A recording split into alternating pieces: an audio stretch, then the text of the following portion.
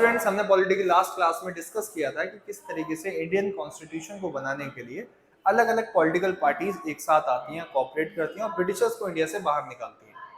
उसके बाद हम लोगों ने पूरा का पूरा एक सीरीज ऑफ इंसिडेंट्स देखे कि किस तरीके से कॉन्स्टिट्यूशन बना। चाहे उसमें हम लोगों ने ईस्ट इंडिया कंपनी जब इंडिया में आई थी तब बैटल ऑफ, चाहे जो भी दोनों बैटल थी, बैटल ऑफ बक्सर हमने वो भी डिस्कस करी। इसके बाद हम लोगों ने बैटल ऑफ, उससे पहले बैटल ऑफ प्लासी देखी थी। उसके बाद फिर हम लोगों ने देखा किस तरीके से धीरे धीरे ईस्ट इंडिया कंपनी को रेगुलेट करने के लिए ब्रिटिशर्स ने लॉज बनाए। उसके बाद हम लोगों ने चेक किया कि कैसे ईस्ट इंडिया कंपनी को काउंटर करने के लिए इंडिया में कांग्रेस बनती है, फिर मुस्लिम लीग बनती है, उसके बाद ये लोग कोऑपरेट करते हैं। उसके बाद इंडिया के लिए स्ट्रगल चालू हो जाता है कि हमें इंडिया इंडिपेंडेंट चाहिए। आज हमें बात करनी है मेकिंग ऑफ द कॉन्स्टिट्यूशन। आज की क्लास का टॉपिक रहेगा making of the Indian constitution. India का कॉन्स्टिट्यूशन बना कैसे? पहली बात है कॉन्स्टिट्यूशन, क्या ये देश के किसी एक नागरिक के लिए बन रहा है या पूरे देश के लिए बन रहा है? क्लियरिटी ऑफ थॉट होनी चाहिए, एक सिंपल सी क्लियरिटी है कि भाई ये पूरे देश के लिए बन रहा है ना? तो फिर इसको बनाने के लिए people of India,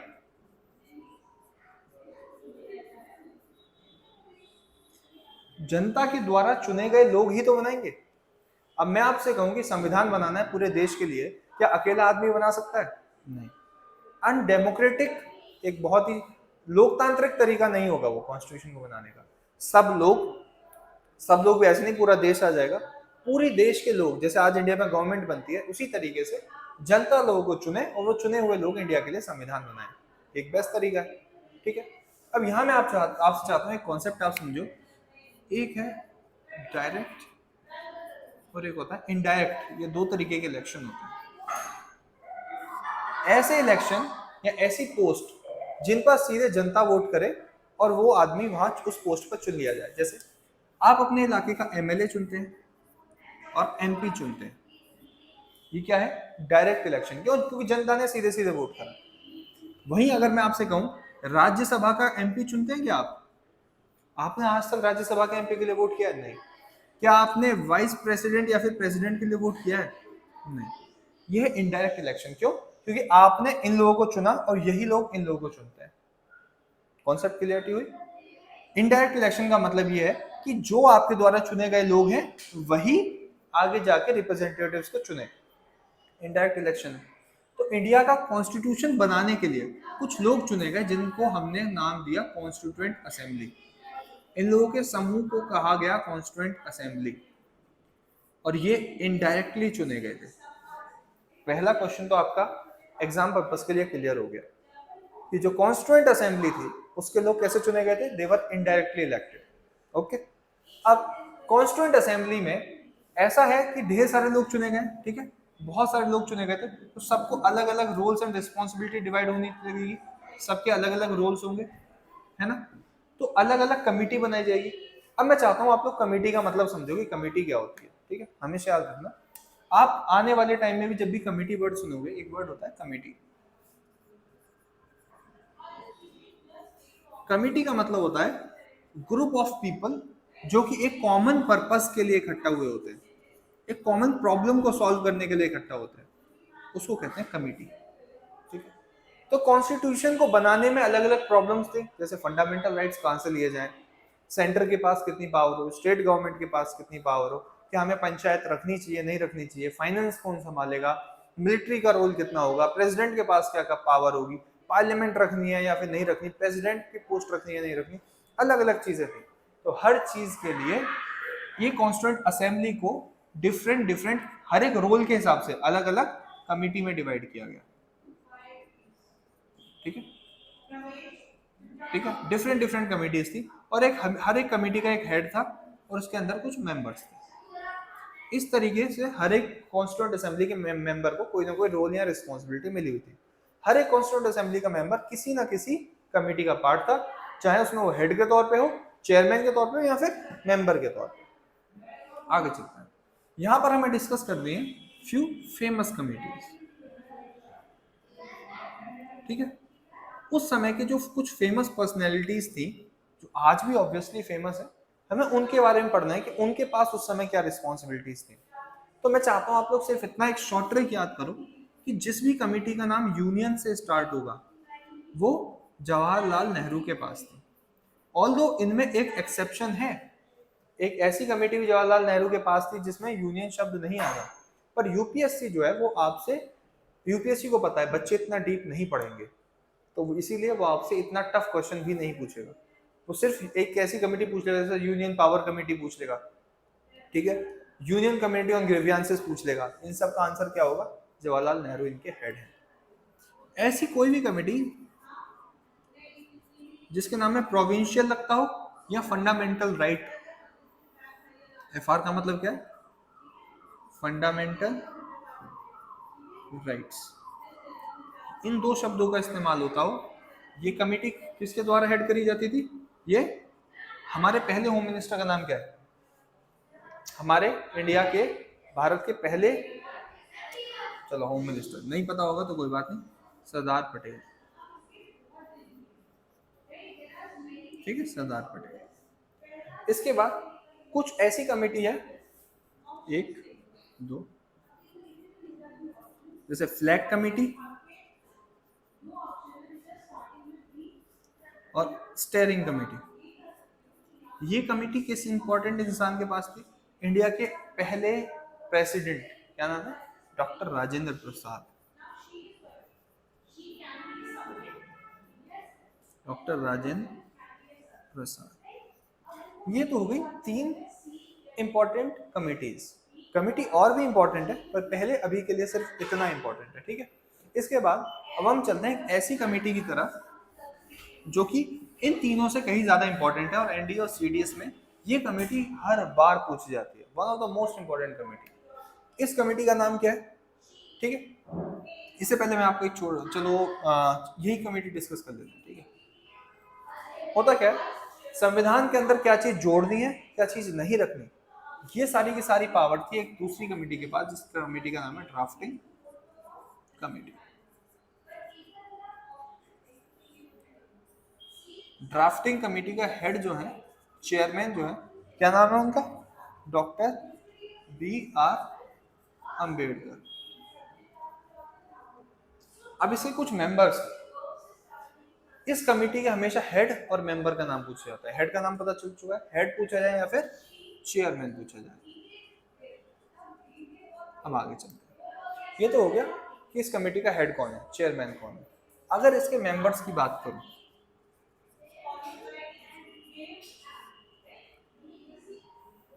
the only Muslim member of this committee is Saadulla, ठीक। इसके बाद आगे कौन है? गोपाल स्वामी,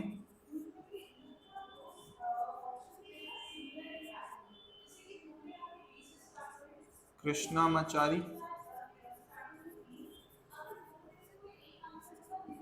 K.M. मुंशी, ठीक है, और कृष्णामाचारी, कृष्णा स्वामी,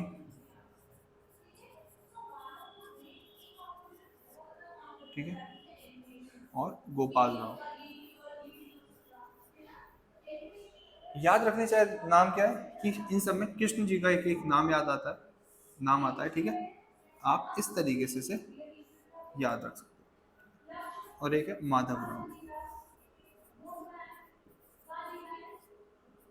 ठीक है, इतना ठीक है। चलिए, इतना हम लोग को याद रखना है। ये कुछ लोग हैं जो मेंबर है। कुछ ऐसे लोग थे जो इस रोल एंड रिस्पॉन्सिबिलिटी पर रहते रहते जिनकी डेथ हो गई थी, ठीक है, जैसे डीपी खतान है,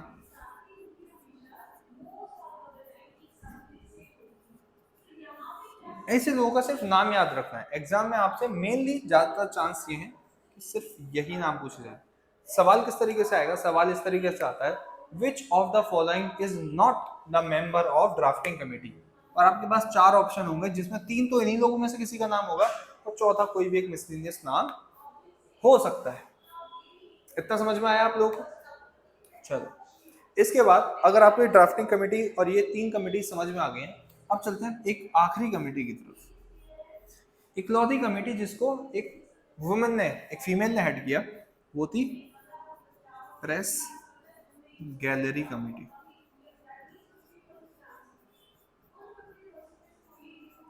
क्या नाम है इसका? इन पर्सन का नाम है उषा नाथ सेन। उषा नाथ सेन। ओके, अगर इतना आपको समझ में आ चुका है तो लगभग आधा आपका मेकिंग ऑफ द कॉन्स्टिट्यूशन लगभग खत्म हो चुका है। बाकी कॉन्स्टिट्यूशन को बनाने में टाइम कितना लगा? Making of the Indian constitution took 2 years 11 months and 18 days। ठीक है, 2 years 11 month and 18 days। हम लोग आजाद हुए थे 15 अगस्त 1947। 2 साल जोड़ो 47, 48, 49, 11 मंथ जोड़ोगे तो इसमें कहाँ तक आ जाएगा? और थोड़ा आगे तक का टाइम चला जाएगा। तो इसी तरीके से याद रखना, इंडिया, ठीक है, इंडिपेंडेंट कब हुआ इंडिया? इंडिया इंडिपेंडेंट हुआ इस डेट में, और इंडिया रिपब्लिक कब हुआ? 26 जन 1950। 50 और 47 का ये जो अंतर है ये बहुत ज़्यादा इंपॉर्टेंट है। ठीक है, क्यों इंपॉर्टेंट है? क्योंकि हमें इंडिपेंडेंस मिले हुए कितने साल हो चुके हैं? 77। हमें रिपब्लिक हुए कितने साल हुए? 75। इतना समझ में रहेगा, बस इतना याद रखना है। ठीक है, अगर आप लोग इतना समझ चुके हो, इतना कॉन्सेप्ट आपका क्लियर है, तो हमें आगे अब थोड़ा सा कॉन्स्टिट्यूशन के बारे में और जानना चाहिए। ठीक है, जैसे कॉन्स्टिट्यूशन जो है उसको पढ़ने का भी एक तरीका है। कॉन्स्टिट्यूशन है क्या? एक बुक ही तो है। एक बुक है जिसके अंदर कुछ चीजें लिखी हुई हैं। पहली चीज तो हमें इस चीज पर ध्यान देना चाहिए कि वो जो चीजें उसके अंदर लिखी हैं वो हैं क्या। जैसे अगर मैं आपसे कहूं कि आपको एक देश बनाना है, ठीक है, तो आप उस देश की कुछ ना कुछ क्वालिटी रखोगे। जैसे अगर मैं पाकिस्तान की बात करूं तो क्या पाकिस्तान के अंदर हर एक रिलीजन को बराबर पावर मिली हुई है? क्या इस चीज को क्या कहते हैं? हर एक रिलीजन को बराबर इक्वल ट्रीट करना है, इसको कहते हैं सेकुलरिज्म। तो क्या पाकिस्तान के अंदर सेकुलरिज्म है? नहीं। इंडिया के अंदर है? बिल्कुल है। तो दैट मीन्स हर देश दूसरे देश से क्वालिटीज में कुछ ना कुछ अलग होता है, और किस देश की क्या क्वालिटी है ये देखने का तरीका क्या है कि आप उस देश के कॉन्स्टिट्यूशन को पढ़ें। ठीक है, अगर मैं आपसे कहूँ कि अच्छा बताओ पाकिस्तान की क्वालिटीज क्या क्या है, रशिया की क्वालिटीज क्या क्या है, अमेरिका की क्या क्वालिटी है, एक तरीका यह कि आप वहाँ 10 साल रहो, 8-10 साल, जितना टाइम आपको लगे उस देश को समझो और फिर बताओ। एक तरीका यह कि आप सिर्फ उसकी कॉन्स्टिट्यूशन की बुक को पढ़ो ताकि आपको आइडिया हो जाए कि वो देश जो है, वो कंट्री जो है, वो कैसी कंट्री है। ठीक है, जैसे आगे चलें तो इंडिया जो है, इंडिया का जब कॉन्स्टिट्यूशन बना तो कॉन्स्टिट्यूएंट असेंबली जो है, इस कॉन्स्टिट्यूएंट असेंबली में एक सबसे पहले एक बिल पास हुआ, इसको कहते हैं ऑब्जेक्टिव रेजोल्यूशन।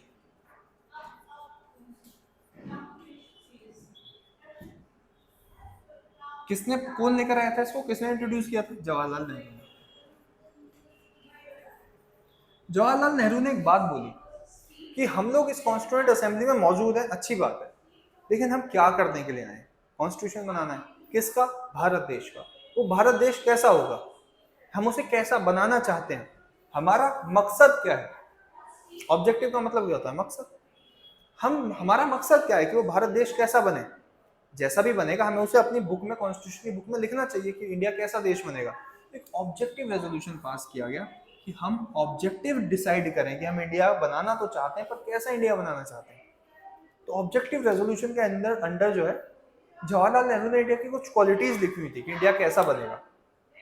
सब लोगों ने उस चीज का फेवर किया कि हाँ बिल्कुल ऐसा होना चाहिए, हमें बिल्कुल डिसाइड करना चाहिए कि इंडिया कैसी कंट्री बनेगी, उसकी क्या क्या क्वालिटीज होंगी।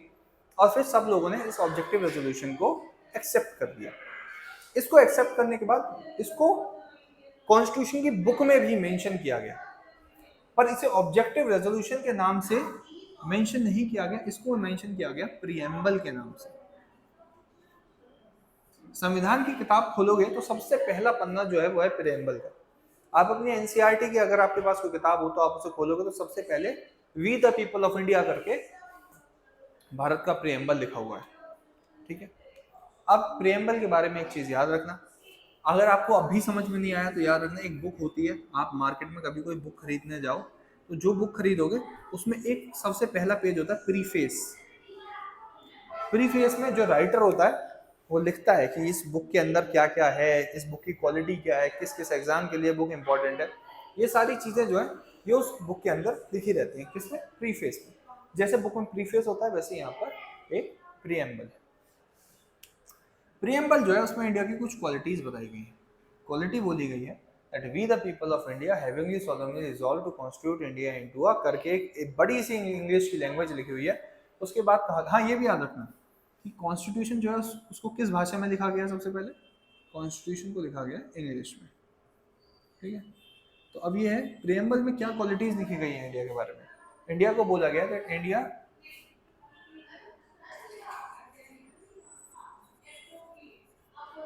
Socialist, sovereign, democratic,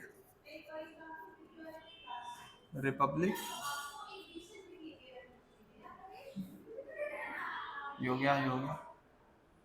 secular,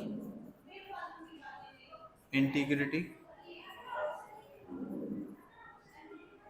justice और फ्रेटर्निटी। ये कुछ इंपॉर्टेंट शब्द है जो प्रीएम्बल में इस्तेमाल किए गए हैं। हर एक वर्ड का मतलब क्या है वो देखते हैं। सबसे पहले वर्ड जो इंपॉर्टेंट है वो सॉवरन। क्या है सॉवरन का मतलब? सॉवरन वर्ड, सॉवरन का मतलब होता है कि ऐसी कंट्री जो कि अपने फैसले लेने के लिए इंडिपेंडेंट है, उसे किसी दूसरी कंट्री से पूछकर फैसले नहीं लेने पड़ते। जैसे अगर इंडिया को आज कुछ फैसला लेना है क्या उसको यूएसए, जापान, रशिया इनकी परमिशन की जरूरत है? नहीं, इंडिया अपने फैसले खुद ले सकता है। तो हम क्या कहेंगे? इंडिया कैसी कंट्री है? इंडिया एक सॉवरन कंट्री है। सोशलिस्ट, सोशलिस्ट ऐसे देश होते हैं जो कि समाज में, सोशलिस्ट का हिंदी मतलब होता है समाजवाद। समाजवाद मतलब क्या है कि सोसाइटी के जितने भी सेक्शंस हैं, चाहे वो अमीर हो, गरीब हो, मेल फीमेल, जितने भी अलग अलग सेक्शंस हैं, सबके लिए बराबर काम किया जाएगा। किसी एक का फेवर गवर्नमेंट नहीं करेगी, सबके लिए काम करेगी। और अगर कोई पीछे भी छूट रहा है तो भी उसको आगे बढ़ाने के लिए काम किया जाएगा। बात करते हैं सेकुलर। सेकुलर का मतलब होता है धर्मनिरपेक्ष, कि सरकार जो होगी, भारत जो होगा, भारत एक धर्मनिरपेक्ष देश होगा जिसमें धर्म के आधार पर भेदभाव नहीं किया जाएगा। इंटीग्रिटी, इंटीग्रिटी का मतलब क्या है? एकजुटता। हमें इस देश को एकजुट बनाकर, अखंड बनाकर रखना है। डेमोक्रेटिक मतलब यहाँ पर जो सरकार बनेगी वो बनेगी through the process of voting, यहाँ वोट कराई जाएगी।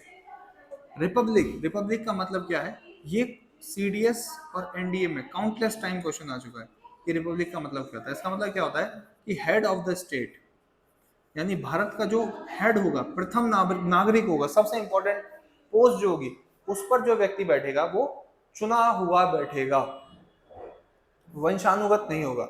भारत की सबसे इंपॉर्टेंट पोस्ट क्या है? It is the post of president. ये जो प्रेसिडेंट की पोस्ट होगी वहां पर एक ऐसा व्यक्ति बैठेगा जो डायरेक्टली या इनडायरेक्टली पर जनता के द्वारा चुना गया होगा। इसके बाद बात करते हैं इन दो टर्म्स की, जस्टिस और फ्रेटर्निटी। ये इंपॉर्टेंट क्यों है कि जस्टिस जो शब्द है वो भारत के संविधान में जोड़ा गया है through Russian revolution. Russian revolution से इंस्पायर होके इंडिया ने अपने संविधान में इस शब्द को जोड़ा है। और फ्रेटर्निटी जो शब्द है, फ्रेटर्निटी शब्द जो है वो इंडिया ने किससे? फ्रेंच रिवॉल्यूशन से, फ्रेंच रिवॉल्यूशन से इंस्पायर होके जोड़ा है। जस्टिस का मतलब है कि भारत में सबको न्याय मिलेगा, ठीक है। फ्रेटर्निटी मतलब भाईचारा, भारत में सबको भाईचारे के साथ रहना है। एक टर्म और है इक्वालिटी, भारत में सबको बराबरी का अधिकार होगा, सबको बराबर समझा जाएगा, भेदभाव नहीं होगा, ठीक है। क्या इतनी टर्म्स आपको क्लियर है? अगर इतनी टर्म्स आपको क्लियर है तो मतलब आपका लगभग प्रीएम्बल कवर हो चुका है।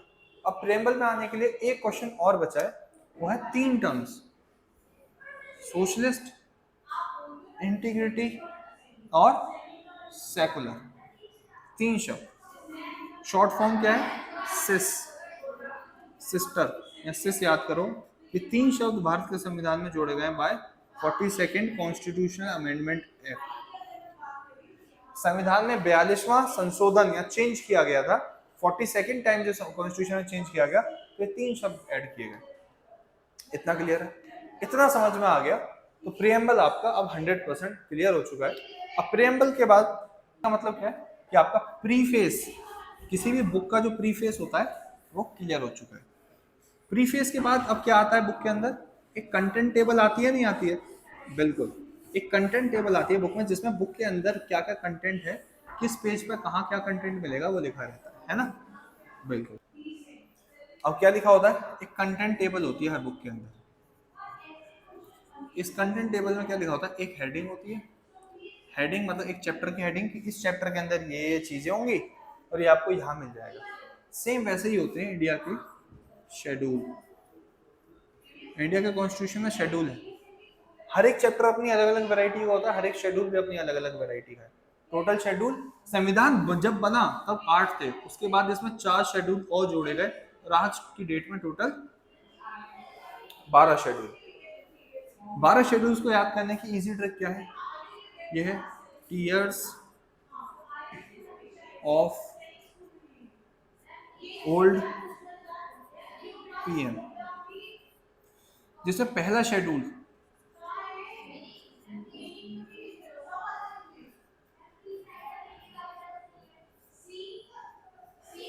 जो पहला है टी, इसका मतलब है टेरिटरी ऑफ इंडिया। इस शेड्यूल में लिखा गया है भारत की सीमा। ई का मतलब क्या है? ई का मतलब है एमोल्यूमेंट्स एंड सैलरीज। भारत में किसको कितनी सैलरी मिलेगी ये यहाँ लिखा हुआ है। इसमें है अफर्मेशंस एंड ओथ, कौन आदमी क्या शपथ लेगा। याद रखना भारत में सिर्फ 2 ऐसी पोस्ट है जिस पर शपथ नहीं ली जाती, बाकी हर पोस्ट पर शपथ होती है। कौन सी 2 पोस्ट है? एक है लोकसभा का स्पीकर और दूसरा है राज्य, ये है स्पीकर ऑफ लोकसभा, और राज्यसभा का डिप्टी चेयरमैन। ये दोनों शपथ नहीं लेते, ठीक है। आर से क्या है? आर से है राज्य सभा सीट्स। एस से क्या है? Schedule area. ओ से क्या है? Other schedule areas. पर कहाँ के? अदर शेड्यूल एरियाज में से 6 शेड्यूल से क्वेश्चन आता है कि अदर शेड्यूल और एरियाज कौन से? वो शेड्यूल एरिया जो इन 4 राज्यों में आते हैं, असम, त्रिपुरा, मेघालय, मिजोरम। एफ का मतलब है फेडरलिस्ट, मतलब राज्य के पास क्या पावर होगी, केंद्र सरकार के पास क्या पावर होगी। ओ का मतलब क्या है? ऑफिशियल लैंग्वेजेस, भारत में कितनी भाषाएं होंगी। आपके लिए कमेंट सेक्शन में सवाल, आपको इसका जवाब देना है कमेंट सेक्शन में कि भारत में इस समय कितनी ऑफिशियल लैंग्वेजेस हैं। एल का मतलब क्या है? Land reforms.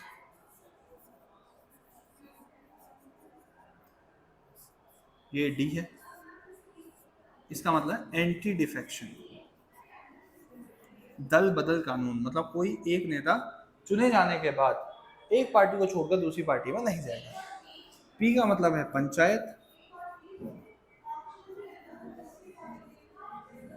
और एम का मतलब है म्युनिसिपैलिटी,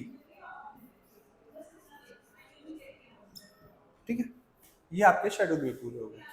आज के वीडियो में बस इतना ही। हमने कॉन्स्टिट्यूशन के बारे में काफ़ी जानकारी ले ली है।